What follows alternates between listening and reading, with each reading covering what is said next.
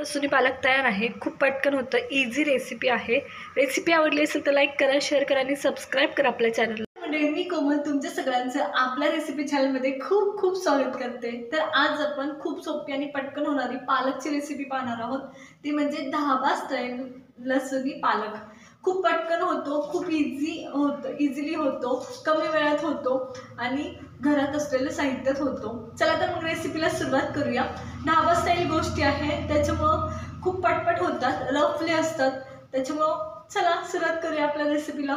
नुसते आपण इथं पालक घेतले, व्यवस्थित धुतली आहे आणि मी त्याला सुकायला ठेवली होती आणि इथं पाणी गरम केलंय आणि त्याच्यात आपण व्यवस्थित असे टाकून घेणार आहोत। हाताने तोडली तरी चालते, तुटली जाते, किंवा अख्खीच टाकली तरी चालते। एक 5 ते 10 मिनटं ठेवायची, त्याच्यापेक्षा 5 मिनटं 3 ते 4 मिनटं ठेवायची, बस झाली। कलर चेंज नाही झाला पाहिजे पालकाचा, बारीक गॅस करायचा आणि होऊन घ्यायची। व्यवस्थित झाली की थंड पाणी घ्यायचं, मी इथं घेतलंय, आणि त्याच्यात ट्रान्सफर करून घ्यायची। पालक व्यवस्थित झाली आहे तर मी काढून घेते, पाण्यात टाकते। त्याने काय होणार आहे, आपली जी पालक शिजण्याची प्रोसेस आहे ना ती स्टॉप होणार आहे आणि ह्याचा उद्देश फक्त आपल्या भाजीला ग्रीन कलर आणणे एवढंच आहे। ही प्रोसेस तुम्ही स्किप केली तरी चालते, डायरेक्ट वाटून पालक घेतली मिक्सरमध्ये तरी चालतं। आपण जे पालक साईडला काढून घेतलं होतं त्याचे पेस्ट करून घेणार आहोत आणि भाजीला सुरुवात करणार आहोत। आपण कांदा परतून घेणार आहोत व्यवस्थित। तर मी ते एक कांदा घेतला आपला, तर तो व्यवस्थित परतून घ्यायचा।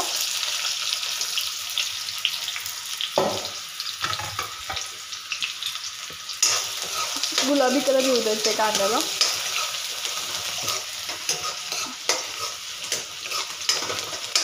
त्याच्यानंतर हिरवी मिरची गरम झाल्यानंतर मी टमॅटो ॲड करणार आहे। मसाले टाकून टमॅटो ॲड केले तरी चालतं, तर मी एकदम थोडं ॲड केलं आहे। स्किपसुद्धा केलं जातं, काही काही ठिकाणी नाही टाकलं जात।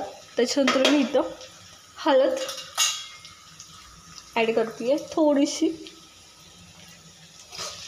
हलवून घ्यायचं व्यवस्थित।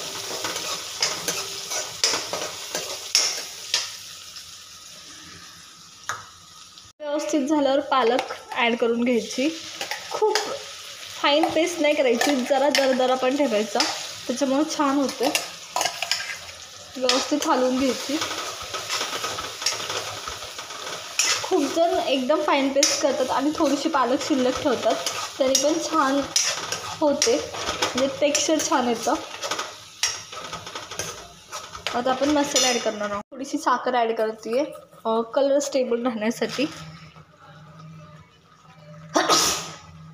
त्याच्यानंतर थोडंसं लाल तिखट, चवीनुसार कमी जास्त तुम्ही करू शकता किंवा तडक्यात टाकलं तरी चालतं। त्याच्यानंतर थोडासा गरम मसाला, सगळे गोष्टी हलवून घ्यायच्या व्यवस्थित।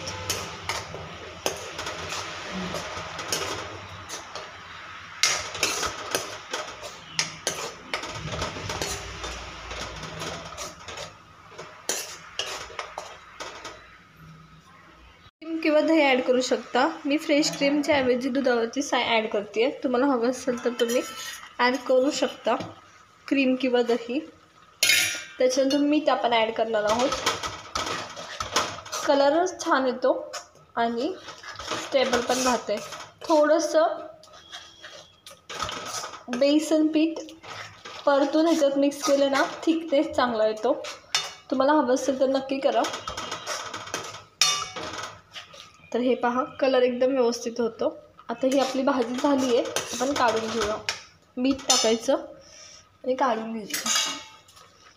तर माझ्याकडे इथं मीठ आहे, मी मीठ ॲड करणार आहे आणि काढून घ्यायची। तर भाजी आता आपण ट्रान्सफर करून घेणार आहोत बाउलमध्ये। आपल्याला ज्याच्यात तडका द्यायचा आहे त्याच्यात, त्यासाठी मी इथं तेल घेतलं आहे, जिरे ॲड करते। जिरे व्यवस्थित फुलली की लसूण ॲड करणार। लसूणला पूर्ण ब्राऊन कलर आला पाहिजे, तर इथं माझ्याकडे लसूण आहे तो ॲड करायचा आणि पूर्ण ब्राऊन कलर येऊ द्यायचा लसणाला।